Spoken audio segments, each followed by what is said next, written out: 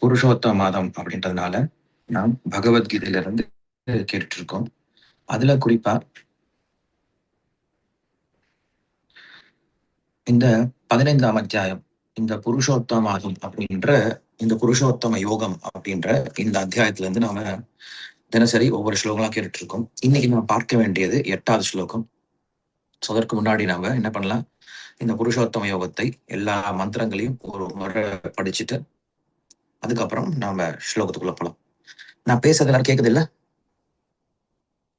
கேக்குதுங்க Prabhuji. Okay, thank you. अथ 15. श्रीभगवानुवाच ऊर्ध्वमूलमदशाकम् अश्वत्थं प्राहुरव्ययं छन्दांसि यस्य पर्णानि यस्त्वं वेद स वेदवित् अतश्चोर्ध्वं प्रचुदास्तस्य शाखाः गुणप्रवृद्धा विषयप्रवालाः अतश्च मूलाननुसन्दतानि कर्मानुबन्धीनि मनुष्यलोके न रूपमस्येह ततोपलभ्यते नान्तो न चादिर्न च सम्प्रदिष्टाः अश्वत्थमेनं सुविरूढमूलम् अशङ्गशस्त्रेण दृढेन चित्वा ततः पदं तत्परिमार्गितव्यं यस्मिन् गता न निवर्तन्ति भूयः तमेव चाद्यं पुरुषं प्रपद्ये यतः प्रवृद्धिः प्रसदा पुराणी निर्माणमोहाजितसङ्गदोषाः अध्यात्मनित्या विनिवृत्तकामाः द्वन्द्वैर्विमुक्ता सुखदुःखसंज्ञैर् गच्छन्त्यमूढा पदमव्ययं तत् न तद्भासयते सूर्यो न शशाङ्को न पावकः यद्गत्वा न निवर्तन्ते तद्धाम परमं मम ममैवांसो जीवलोके जीवभूतः सनातनः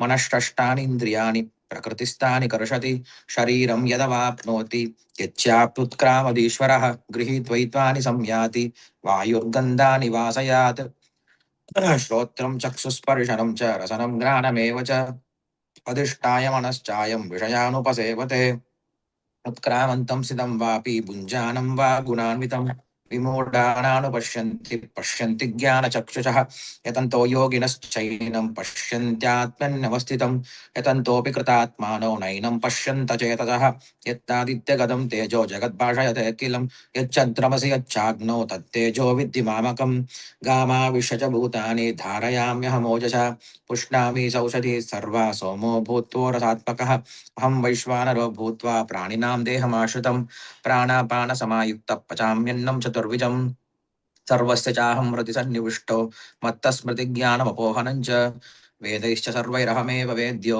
वेदान्तकृद्वेदविदेव चाहं द्वामिमौ पुरुषौ लोके क्षरक्षाक्षर एव च क्षरक्षर्वाणि भूतानि कूटस्थोऽक्षर उच्यते उत्तमपुरुषस्त्वन्यः परमात्मेदाहृतः यो लोकत्रयमाविश्य बिभर्त्यव्यय ईश्वरः यस्माक्षरमपीतोऽहम् अक्षरादपि चोत्तमः अतोऽस्मि लोके वेदे च प्रतितः पुरुषोत्तमः यो मामेवमसम्मूढो जानाति पुरुषोत्तमं स सर्वविद् भजति मां सर्वभावेन भारत इति गुह्यतमं शास्त्रम् इदमुक्तं मया नः एतद्बुद्ध्वा बुद्धिमां स्यात् कृतकृत्यश्च भारत। ओम तत्सदिति श्रीमद्भगवद्गीतासु उपनिषत्सु ब्रह्मविद्यायां योगशास्त्रे श्रीकृष्णार्जुन संवादे पुरुषोत्तमयोगो नाम 15வது அத்தியாயः. ஹரே கிருஷ்ணா. ஸோ இதில் நம்ம இன்னைக்கு 15ஆம் அத்தியாயத்தினுடைய 8வது ஸ்லோகத்தை பார்க்கணும் இல்லையா? ஓகே. शरीरं यदवाप्नोति यच्चाप्युत्क्रामतीश्वरः गृहीत्वैत्वानि संयाति वायुर्गन्धानि वाशयात्. Translation: the living entity in the material world carries his different conceptions of life from one body to another. As the air carries aromas, thus he takes one kind of body and again quits it to take another purport. Here the living entity is described as Ishvara, the controller of his own body. If he likes, he can change his body to the higher grade, and if he likes, he can move to the lower class. Minute independence is there. The change his body undergoes depends upon him. At the time of death, the consciousness he has created will carry him to the next type of body. If he has made his consciousness like that of a cat or a dog, he is sure to change to cat's or dog's body.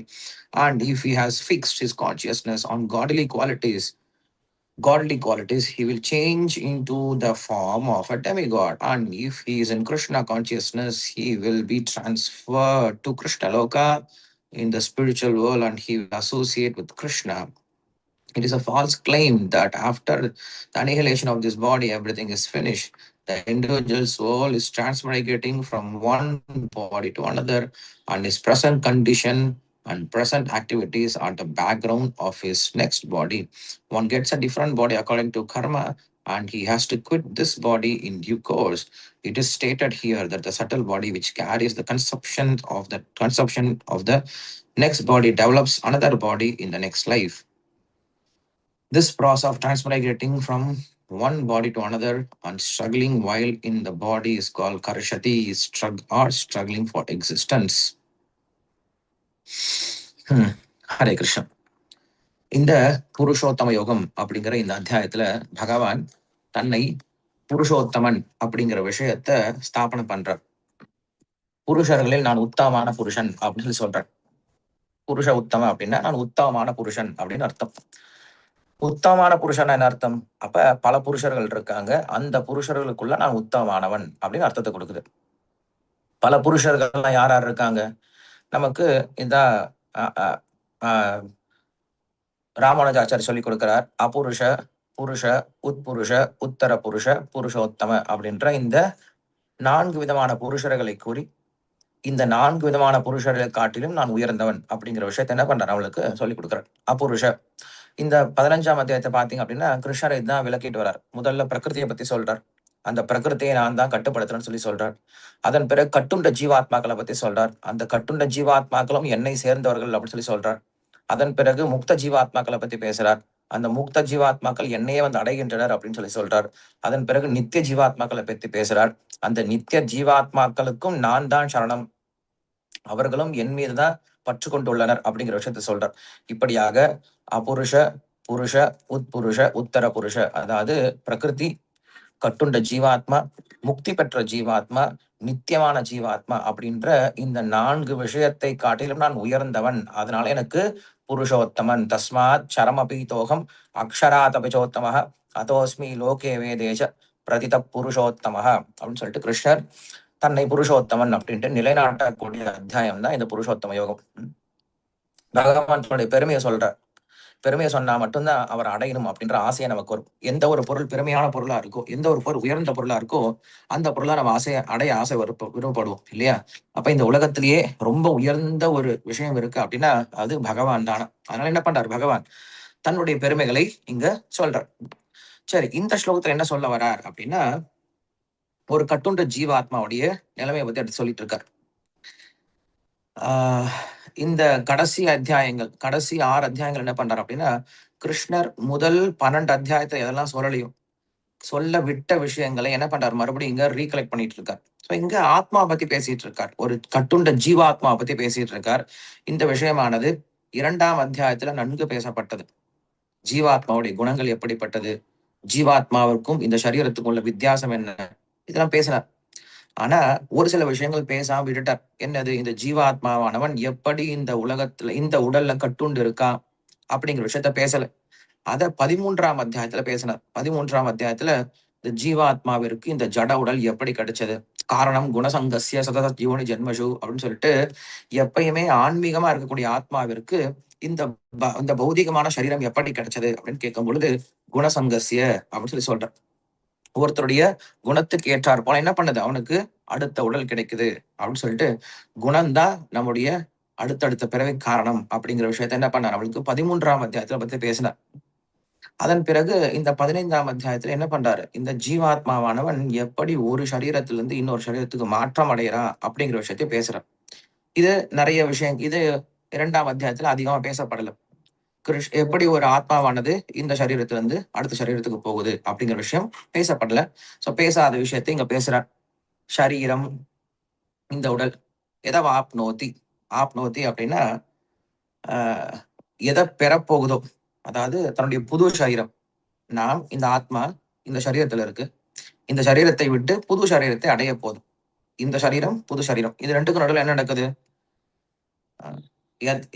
சரீரம் எதவாப்னோதி எச்சாபி உத்கிராமதி கியூசப். இந்த சரீரத்தை துறந்து வேறொரு சரீரத்தை அடைகின்றான். யார் அடைகின்றான்? ஈஸ்வரஹா, ஈஸ்வரன் அடைகின்றான் அப்படின்னு சொல்றான். இங்க ஈஸ்வரன்ற சப்தம் யாரை குறிக்குது அப்படின்னா ஜீவாத்மாவை குறிக்குது. பொதுவா ஈஸ்வரன்ற சப்தம் கட்டுப்படுத்துபவர் அப்படின்ற என்ன அந்த அர்த்தத்தை கொடுக்கும். ஈட்யதே இது ஈஷா, கட்டுப்படுத்துவர், தன்னுடைய கட்டுப்பாட்டுல வச்சிருக்கிறது பேரு ஈசன் அப்படின்னு பேரு. பரம ஈஸ்வர, ஈஸ்வர பரம கிருஷ்ண அப்படின்ற ஸ்லோகங்கள்லாம் நமக்கு சொல்லிக் கொடுக்குது. பரம ஈஸ்வரன் கிருஷ்ணர் அப்படின்ட்டு. ஆனா இந்த இடத்துல ஜீவாத்மாவை ஈஸ்வரன் சொல்லி சொல்றாங்க. என்ன காரணம்? ஜீவாத்மாவும் கட்டுப்படுத்துறார். எதை கட்டுப்படுத்துறார்? இந்த சரீரத்தை கட்டுப்படுத்துறாரா? சரீரத்தை ஜீவாத்மா கட்டுப்படுத்துறது கிடையாது. சரீரத்தை பெறுவதற்கான ஒரு வாய்ப்பை ஜீவாத்மா தன்னுடைய கையில வச்சிட்டு இருக்கார். சரி, என்னன்னு பார்க்கலாம். கிரகித்வா, கிரகித்வா அப்படின்னா எடுத்துக்கொண்டு. இந்த ஜீவாத்மாவானவன் எடுத்துக்கொண்டு போறான. எது அது? ஏதானி, இவைகளை. சம்யாதி, எடுத்துட்டே போறான். நல்லா எடுத்துட்டு போறான். எல்லாத்தையும் எடுத்துட்டு போறான். ஏதானி சம்யாதி, யாத்தினா எடுத்துட்டு போறான். எப்படி எடுத்துட்டு போறான்? வாயு, எப்படி வாயுவானது கந்தான், ஒரு நல்ல மனத்தை, நறுமணத்தை எடுத்து செல்கொள்ளு. இவ ஆசையேது, ஒரு காற்றானது என்ன பண்ணுது அப்படின்னா, ஒரு தென்றல் காற்று, ரொம்ப அழகான தென்றல் காற்று என்ன பண்ணுது அப்படின்னா, ஒரு பூஞ்சோலைக்குள்ள போயிட்டு வருது. ஒரு பெரிய மல்லிகை தோட்டம் இருக்கு. அந்த மல்லிகை தோட்டத்துக்குள்ள போயிட்டு அந்த காற்று வெளில வருது. வெளியில வரும்போது என்ன ஆகுது? அந்த மல்லிகையினுடைய மனத்தை அந்த காற்றானது சுமந்து கொண்டு வருகிறது. அந்த காற்றுக்கு எந்த மனமும் கிடையாது. ஆனா மல்லிகையினுடைய மனமானது அந்த காற்றுக்கு மேல ஏற்றப்பட்டு, அந்த காற்று என்ன பண்ண, அந்த மல்லிகை சுமையை, மல்லிகையினுடைய மனத்தை ஏற்றி கொண்டு போதும். நம்ம மூக்குக்கு வரும்போது அந்த காற்று உள்ள நுழையுது, மல்லிகையினுடைய மனமும் உள்ள நுழையுது. அதே போலதான் இன்னைக்கு இருக்கக்கூடிய வேவ் லென்த்ஸ். நம்ம இன்னைக்கு பேசிட்டு இருக்கோம் அப்படின்னா எப்படி பேச முடியுது? நாம் இங்க இன்டர்நெட்ல பேசிட்டு இருக்கோம், ஜூம்ல பேசிட்டு இருக்கோம். எப்படி பேச முடியுது? நான் பேசக்கூடிய விஷயத்தை என்ன பண்றாங்க, சின்ன சின்ன பிட்ஸா மாத்தி, அதை சின்ன சின்ன பேக்கெட்ஸா மாத்தி என்ன பண்றாங்க, இன்டர்நெட்ல அதை டிரான்ஸ்ஃபர் பண்றதுனால நீங்க அங்க என்ன பண்ண முடியும், அதை டீகோட் பண்ணி பார்க்க முடியுது. ஸோ ஃபார்ம், வேவ்ஸ்ல ஃபார்ம்ஸ் அனுப்ப முடியும்.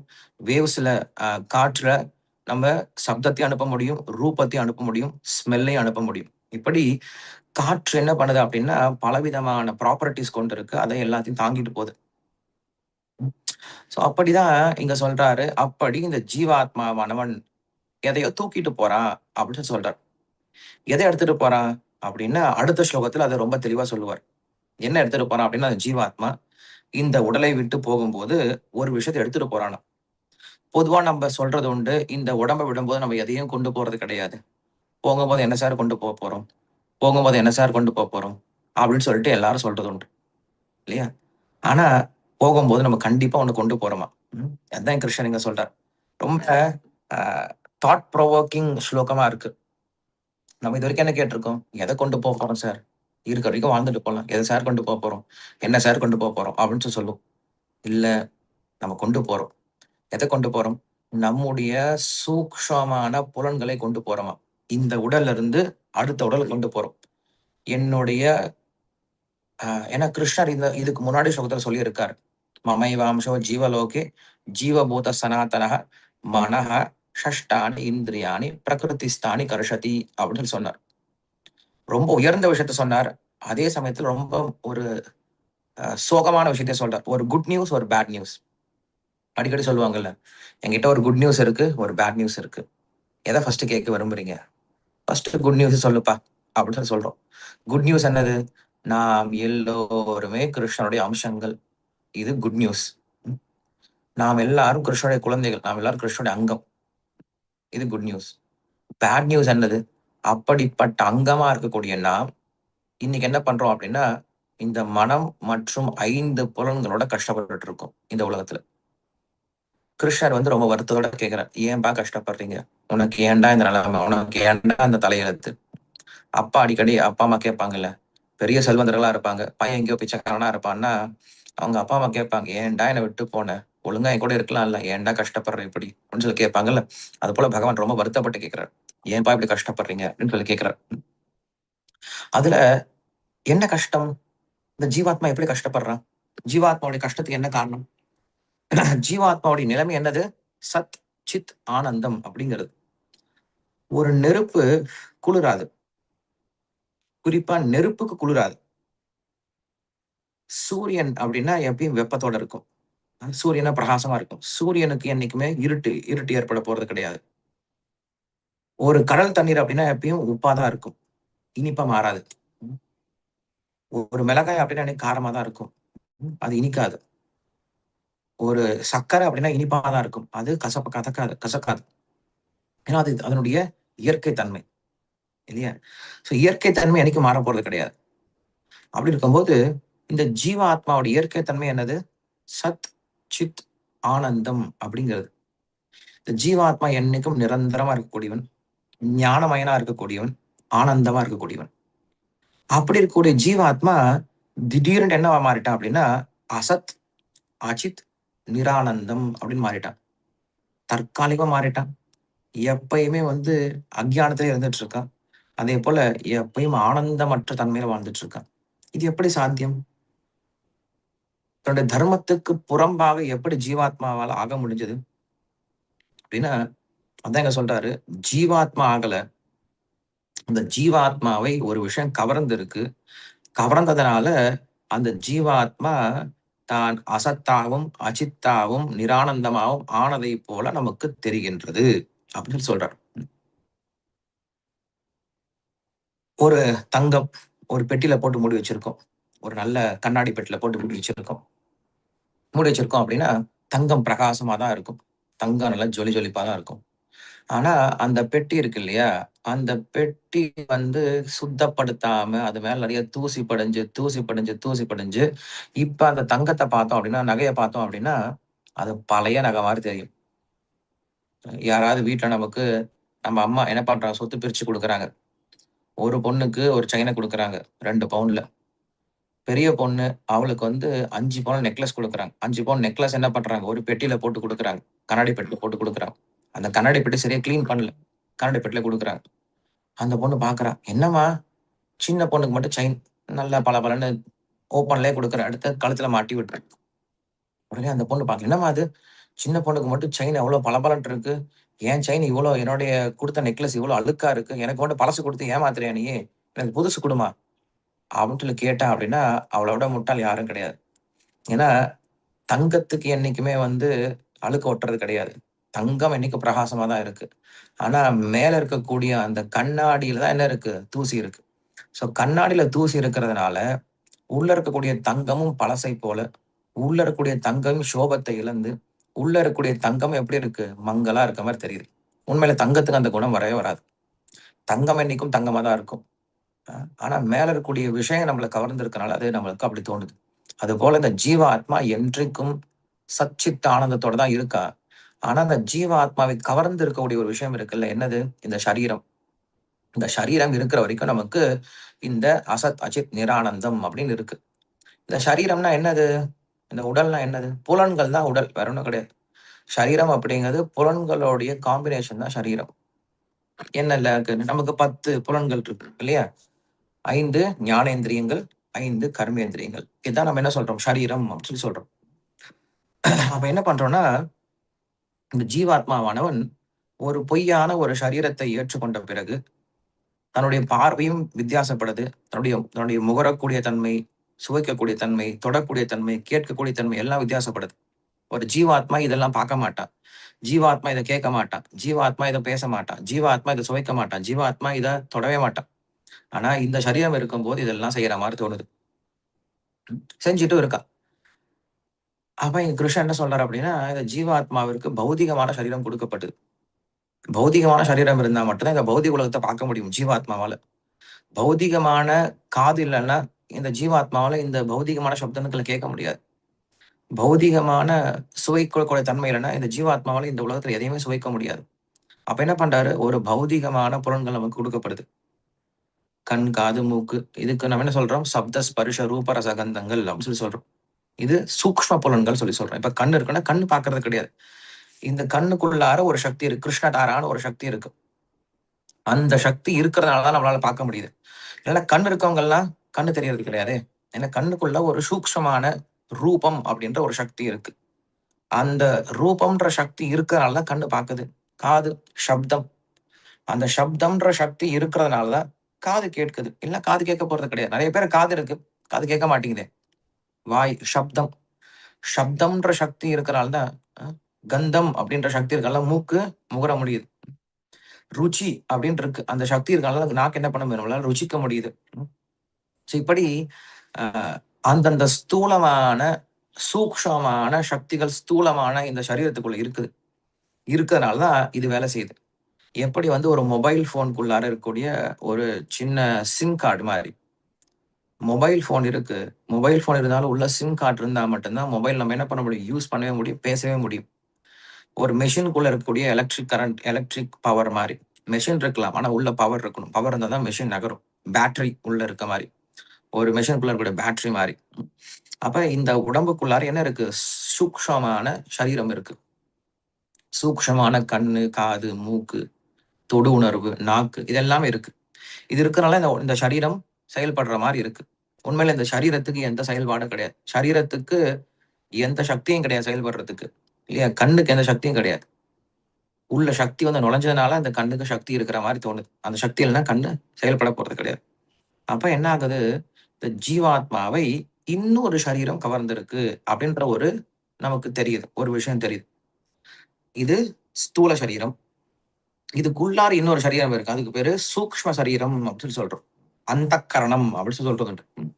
உள்ள இருக்கக்கூடிய புலன்கள் என்னது? மனம், புத்தி, அகங்காரம் அப்படின்னு சொல்றோம் இல்லையா? இந்த மூன்றும் தான் உள்ள இருக்கக்கூடிய புலன்கள். மனம், புத்தி, அகங்காரம் சொல்லி சொல்றோம். இந்த அகங்காரத்துல தோன்றக்கூடியதுதான் இந்த சப்த ஸ்பரிச ரூப ரச கந்தல். மனம் அப்படிங்கிறது பிரகிருதி, மூல பிரகிருதின்னு சொல்லி சொல்றோம். பகவான் இந்த பிரபஞ்சத்தை சிருஷ்டி பண்ண நினைக்கும் போது மூல பிரகிருதி தோன்றுது பகவானோட சரீரத்துல இருந்து. அந்த மூல பிரகிருத்தில இருந்து வெளியில வந்தது முதல் அகங்காரம், மகான் அப்படின்ற அகங்காரம். அந்த அகங்காரத்தினுடைய வெளிப்பாடுதான். அந்த அகங்காரமானது சத்வகுணத்தோட சேரும் பொழுது அது மனமா மாறுது, மனசா தோன்றுது. அந்த அகங்காரமானது ரஜோகுணத்தோட சேரும் பொழுது புலன்களா வெளில வருது, புத்தியா வெளில வருது. அந்த அகங்காரமானது தமோ குணத்தோட சேரும் போது நமக்கு கர்மேந்திரியங்களா வெளில வருது, மற்ற பஞ்சபூதங்களா வருது. இப்படிதான் இந்த பிரபஞ்ச சிருஷ்டி வந்து உருவாகுது அப்படின்னு சொல்லிட்டு நம்ம ஸ்ரீமத் பாகவத்துல பாக்குறோம். சரி, நாம என்ன பண்ணணும், இந்த ஸ்லோகத்துல என்ன கத்துக்கணும் அப்படின்னா, சிம்பிளா உங்களுக்கு சொல்லணும். ரொம்ப ஒரு 15 நிமிஷத்துல நம்ம மொத்த பாகவத்தையும் இல்ல இந்த பிரபஞ்ச சிருஷ்டியினுடைய சூக்ஷ்ம சொல்லிக் கொடுக்க முடியாது. பட் இருந்தாலும் நாம் தெரிஞ்சுக்க வேண்டியது என்ன இந்த ஸ்லோகத்துல அப்படின்னா, கண்டிப்பாக நாம் இந்த சரீரத்திலிருந்து அடுத்த சரீரத்துக்கு கொண்டு போறோம். என்ன கொண்டு போறோம்? நம்முடைய வாசனைகளை கொண்டு போறோம். நாம் எதெல்லாம் பார்க்கிறோமோ, எதையெல்லாம் கேட்கிறோமோ, எதையெல்லாம் ருசிக்கிறோமோ, எதையெல்லாம் முகர்றோமோ, எதெல்லாம் தொடர்றோமோ, அதெல்லாமே உள்ள வாசனைகளா போய் நம்முடைய அகங்காரத்துல போய் படிஞ்சுக்கிட்டே இருக்கு. அப்ப என்ன ஆகுது? இந்த சூக்ஷ்ம சரீரமானது இந்த உடல்ல இருந்து அடுத்த உடலுக்கு போகுது. அடுத்த உடலுக்கு போகும்போது அந்த வாசனை அங்கேயும் தொடருது. சோ நம்ம என்ன பண்ணணும்? நம்முடைய வாசனைகளை தூய்மைப்படுத்தணும். ஒரு துணியில வந்து மல்லிகைப்பூ சுத்தி வச்சிருக்கோம். 1 மணி நேரம் சுத்தி வச்சிருக்கோம். அப்புறம் அந்த துணியில இருந்து மல்லிகைப்பூ எடுத்துடுறோம். அந்த துணிய நீங்க முகர்ந்து பார்த்தீங்கன்னா என்ன இருக்கும்? அதுல மல்லிகையினுடைய வாசனை அப்படியே இருக்கும். இல்லையா? அதுபோல இந்த ஜீவாத்மாவானவன் இந்த சரீரத்தில் இருக்கும்போது எதையெல்லாம் பார்க்கிறானோ, கேட்கிறானோ, முகர்றானோ, ருசிக்கிறானோ, தொடரானோ, அதனுடைய ஒரு ஜெராக்ஸ் காப்பி உள்ள போய் செட் ஆக ஆரம்பிச்சிடும். அப்படின்னா என்னது? நான் எந்த விஷயத்த தொடர்ந்து பார்த்துட்டே இருக்கணும், அதனுடைய ஒரு குணம் எனக்குள்ள போய் சேர்ந்துரும். நான் காலையில எந்திரிச்ச உடனே பகவானையே தரிசனம் பண்றேன். நான் போற இடத்துல கோயில்களுக்கே போறேன். என்னுடைய கண்களுக்கு நிறைய பகவத் விஷயங்களே குடுத்துட்டு இருக்கேன் அப்படின்னா, உள்ள சத்துவகுணம் அதிகம் வளர ஆரம்பிக்கும். நான் பார்க்கறது எல்லாமே எனக்கு இஷ்டமான விஷயங்கள், ரொம்ப மோசமான விஷயங்கள், அ அ தேவையில்லாத விஷயங்கள், நம்முடைய ஆசையை, காமத்தை தூண்டக்கூடிய விஷயங்கள், இந்த மாரி விஷயங்கள பார்க்க ஆரம்பிச்சா ரஜோகுணம் அதிகமாக ஆரம்பிக்குது. அப்ப நாம் எந்த விஷயத்தை அதிகம் பார்க்க ஆரம்பிக்கிறோமோ, அந்த குணங்கள் நமக்குள்ள வளர ஆரம்பிக்குது. அந்த வாசனை உள்ள வளர ஆரம்பிக்குது. இந்த வாசனைய பொறுத்து தான் நமக்கு அடுத்த சரீரமானது உருவாக்கப்படுது. ஏன்னா, இந்த சரீரத்திலே நீங்க என்ன பண்றீங்க? உங்களுடைய இச்சை என்ன? உங்களுடைய சுபாவம் என்ன? அப்படிங்கிறத நீங்க நிர்ணயம் பண்ணிடுறீங்க. வேற ஒண்ணும் கிடையாது.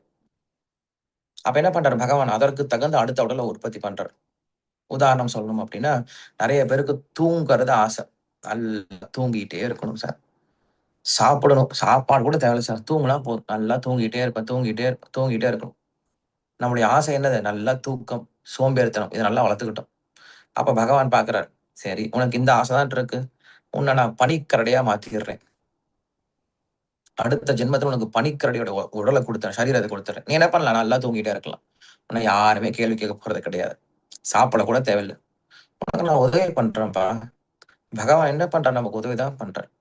எனக்கு நிறைய மாமிசம் சாப்பிடணும் அப்படின்னு ஆசை. எப்ப பார்த்தாலும் சாப்பிட்டுட்டே இருக்கிறது. தீபாவளிக்கு சாப்பிடுறது, பொங்கலுக்கு சாப்பிடுறது, அமாவாசை, பௌர்ணமி அப்படின்லாம் ஒரு வித்தியாசமும் தெரியாது. எல்லா நாளையும் அடிச்சு அடிச்சு சாப்பிடுறது. கிடைக்கும் போதெல்லாம் சாப்பிடுறது. ரோட்ல நின்னு சாப்பிடுறது. பார்க்குற நெறைய பேர் ரோட்ல நின்னு கப கப கபான்னு எடுத்து சாப்பிடுறாங்க. ஏன்னா வீட்ல சாப்பிடவே சாப்பிடாத மாரி. ரோட்டு கடையில நின்னு சாப்பிடுறாங்க. என்ன கிடைக்குதுன்னு தெரியல. ம். அதுல ஏதாவது அவங்க ஸ்பெஷல் மசாலா போடுறாங்களான்னு தெரியல எனக்கு. அவங்க சமைக்கும்போது. ம். நல்ல ஸ்பெஷல் மசாலா போட்டு அவங்க சமைக்கிறாங்க. அத வேற வாங்கி வாங்கி சாப்பிடுறோம். அதான் ரொம்ப ருசிகரமா இருக்கு. நாங்க பார்க்குறோம். வீக்கெண்ட்ஸ்லாம் பார்க்குறோம். யாருமே வீட்ல சமைக்கிறதே இல்ல போல இருக்கு. எல்லா ஹோட்டல்லயும் ஃபுல்லு. மக்கள் வெளியில கியூல நின்னு சாப்பிட்டு போறாங்க. சரிப்பா, கோவில்ல நம்ம பிரசாதம் குடுக்குறோம். வந்து உட்கார்ந்து பகவத்கீதை கேட்டு பிரசாதம் சாப்பிட்டு போங்க. அங்க யாரும் வரதே இல்ல. எங்கேயோ போய் உட்கார்ந்துட்டு ஒரு இடத்துல உட்கார்ந்து அப்படி சாப்பிடறதுக்கு மக்கள் ஓடுறாங்க. நாக்கு அப்படி இழுக்குது. அப்புறம் ஹாஸ்பிட்டலுக்கு போறது. 2 இடம் தான் கூட்டம் அதிகமா இருக்கு. 1 ஹோட்டலு, 2வது ஹாஸ்பிட்டல். 2 ஹாஸ்பிட்டல் ஹோ. அதே போல ஹோட்டல் ஹோ. 2மே ஓஹோன்னு ஓடிட்டு இருக்கு. ஸோ ஓஹோன்னு ஓடிட்டு இருக்குன்னா, ஹாஸ்பிட்டலுக்கு ஓடிட்டு இருக்காங்க மக்கள், ஹோட்டலுக்கு ஓடிட்டு இருக்காங்க அப்படின்னு அர்த்தம்.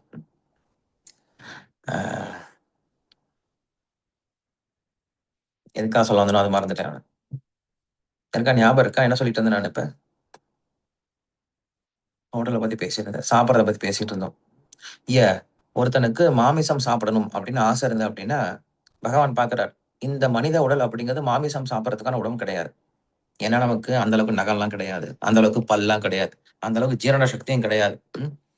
ஸோ என்ன பண்றாரு பகவான், அடுத்த பிறவில உங்களுக்கு நல்ல நகத்தோட, ம். இப்ப நெறைய பேர் நகம் வளர்த்தணும்னு நினைக்கிறாங்க இல்லையா? நெறைய பேர் சூர்பனக்கையா இருக்கும்னு நினைக்கிறாங்க.